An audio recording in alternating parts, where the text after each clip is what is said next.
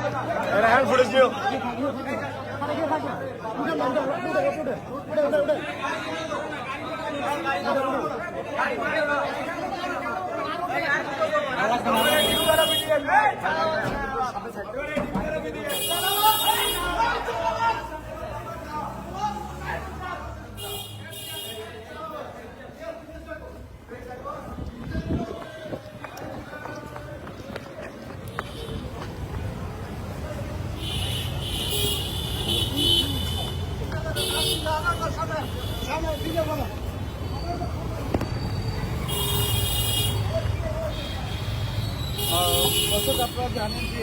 দর্শক, আজকে চাঁদাবাজির অভিযোগে মোট 5 জনকে গ্রেপ্তার করেছিল গুলশান থানা পুলিশ।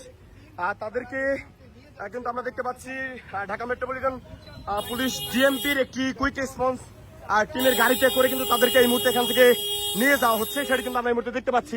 মূলত আজকে তাদেরকে চাঁদাবাজির অভিযোগে গ্রেপ্তার করা হয় এবং আমরা যতটুকু জানতে পেরেছি এখন অব্দি তারা সবাই বৈষম্য বিরোধী ছাত্র আন্দোলনের নেতা, এতটুকু কিন্তু আমরা সর্বশেষ জানতে পেরেছিলাম। এবং আমরা দেখেছি তাদেরকে যখন এই কুইক রেসপন্স টিমের গাড়িতে করে নিয়ে যাওয়া হচ্ছে, ঠিক সেই সময় থানার মধ্যে বিক্ষুব্ধরা কিন্তু নানান স্লোগান দিচ্ছিল, আমরা সেটি কিন্তু দেখতে পেয়েছি। এবং আমরা দেখতে পেলাম যে গুলশান থানার ওসি তিনি কিন্তু তাদেরকে এই কুইক রেসপন্স টিমের গাড়িতে করে কিন্তু এখান থেকে বের করে দিলেন। আমরা সেই চিত্র কিন্তু এই মুহূর্তে এখানে দেখতে পেয়েছি।